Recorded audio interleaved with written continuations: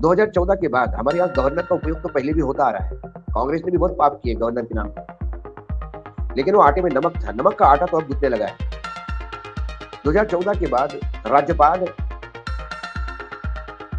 Protocol के अनुसार ही नहीं, अब वो राज्य के भगवान समझने लगे हैं, खासकर जहां विपक्ष की सरकार है। बंगाल में तकलीफ है, जब अखिलेश की सरकार थी तो तब राज्यपाल तकलीफ दे रहे थे।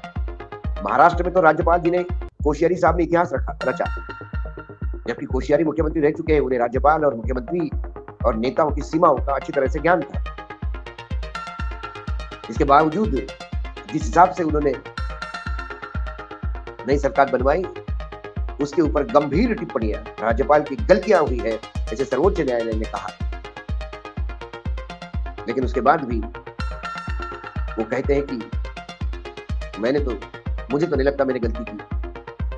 मतलब हत्या का आरोपी ये कहे मैंने तो नहीं कहा, लगता है कि मैंने हत्या करके गुनाह किया। बड़ी अजीब सी स्थिति पड़ी है। सर्वोच्च न्यायालय की उस टिप्पणी के बाद लगा कि अब राज्यपाल महोदय कहीं ना कहीं एक अपना डिस्टेंस लेके चलेंगे, अपनी संवैधानिक जो जिम्मेदारी है उसका निर्वहन करेंगे। पंजाब में पत्रकारिता बिरादरी से राजनेता में आए पुरोहित साहब, वो राज्यपाल है, उनकी वहां आम आदमी पार्टी से नहीं मिल पड़ती। दिल्ली में लेफ्टिनेंट गवर्नर ने तो गदर काट के रखा है आम आदमी पार्टी, और उनमें रोज लड़ाई होती है। क्या केंद्र सरकार, जहां विरोधी पक्ष पार्टियों की सरकारें हैं, राज्यपाल के द्वारा उनको नकेल कसने का प्रयास करते हैं, और ये नकेल कसते समय कई बार संविधान की अवहेलना होती है। तो फिर संविधान को नतमस्तक होकर संविधान सर्वोपरि और ये देश संविधान से चलता है, ऐसी दुहाई अमेरिका में पत्रकारों को जवाब देते हुए प्रधानमंत्री कहते हैं। तो उनके कहने और कथनी में इतनी फर्क क्यों है? वो सत्य क्यों डोलता है? उनका कहा हुआ। आज उन्होंने कहा कि हम कानून, अभी इसको स्टे देते हैं और कानून में पूछते हैं। सवाल दूसरा, ये अच्छी परंपरा भी होनी चाहिए। यदि आप जेल में हो तो गवर्नर ने उसको बर्खास्त, या आप क्रिमिनल केसेस है तो गवर्नर ने बर्खास्त कर लेना चाहिए। चलो एक साफ सुथरी राजनीति की तरफ चलते हैं।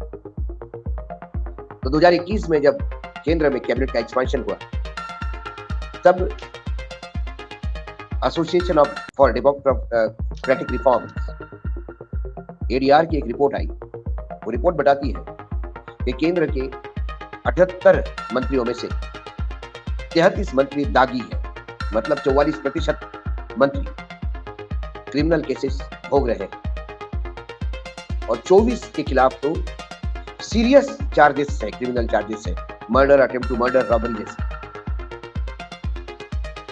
तो गवर्नर के हिसाब से तो राष्ट्रपति जी ने तुरंत इन कम से कम 24 को तो तुरंत बर्खास्त कर देना चाहिए। लेकिन हमारे यहाँ गृह राज्य मंत्री का बेटा किसानों को अपने गाड़ी के नीचे रोलता है, और उनके पिता मंत्री पद पे बने रहते हैं। तब ये सोच किसी को क्यों नहीं आया कि वो गृह राज्य मंत्री है, वह अपने बेटे के खिलाफ जो केस चल रहा है या मर्डर का जो केस चल रहा है, उसमें वो गवाह को इंपैक्ट कर सकते हैं, कानून में रुकावट डाल सकते हैं, क्योंकि वो तो गृह मंत्री पद पे है, गृह राज्य मंत्री पद। तब रवि जैसा सोच किसी में क्यों नहीं आया? जब हमारे यहाँ अंतर्राष्ट्रीय स्तर की खिलाड़ी, कुश्ती की खिलाड़ी महिलाएं, हमारी बालिकाएं, बहनें हमारी, इनका शारीरिक शोषण होता है, लेकिन रेसलिंग फेडरेशन के जो अध्यक्ष थे उनका सांसद पद से इस्तीफा नहीं होता, ना वो अरेस्ट होते हैं। क्यों नहीं तब कोई ये सोचता कि उनका सांसद या ओहदे पे रहना, ताकतवर पोजीशन पे रहना, इस केस की इन्वेस्टिगेशन या कानून में रुकावट डाल सकते हैं?